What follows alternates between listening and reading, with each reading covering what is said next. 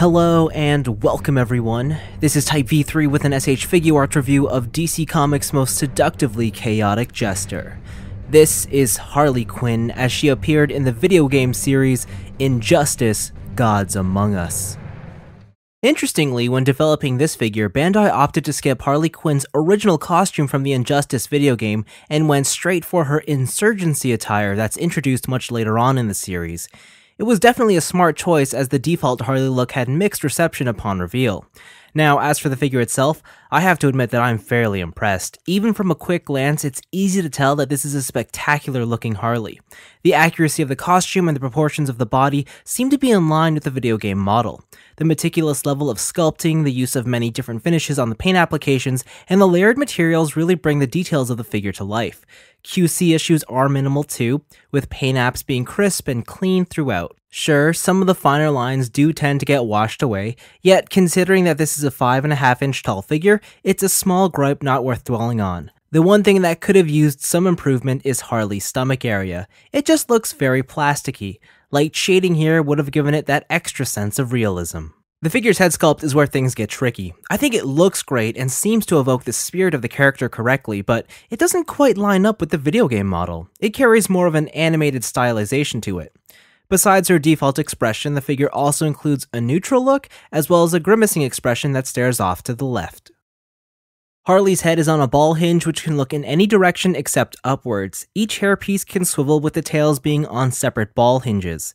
The torso contains a decent ball joint. Arms are connected by ball joints and a hinge. There's a bicep cut, single jointed elbows, and the wrists are on hinged ball joints. The hips are on regular ball joints. There's a hidden thigh swivel, single joint at the knee, a limited ankle pivot swivel and tilt, and finally a barely there toe joint. Harley Quinn has enough articulation to achieve a good amount of poses. A proper waist swivel and better ankles would have made her perfect.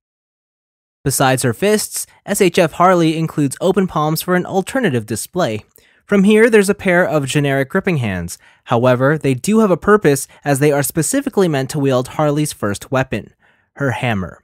Hugely oversized and comical in appearance, it's a fun and well-detailed accessory. Additionally, it's hollow, making it very light and easy for the toy to wield. Next up are a pair of trigger fingers, and these are meant to hold Harley Quinn's dual pistols. Now, don't be fooled into thinking that these are just nicely painted in metallic paint. Both guns are entirely made of metal. Does that change anything? No, but it is a nice touch. Finally, this figure has a single right hand in a pinched sculpt. This is strictly for the single Joker card which Harley can display.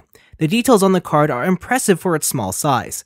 On the other hand, it is just paper, making it easily susceptible to damage.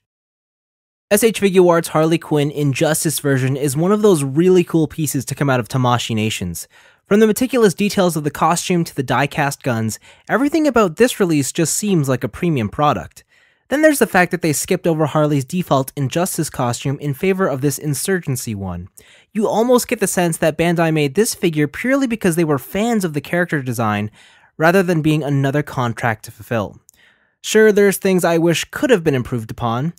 Even so, as an entire package, I am thoroughly satisfied, and as far as the SH Figuarts Injustice releases go, Harley Quinn is most certainly the one to get. But that's all for me. Thanks for watching, hope you enjoyed it, and I'll see you in the next review.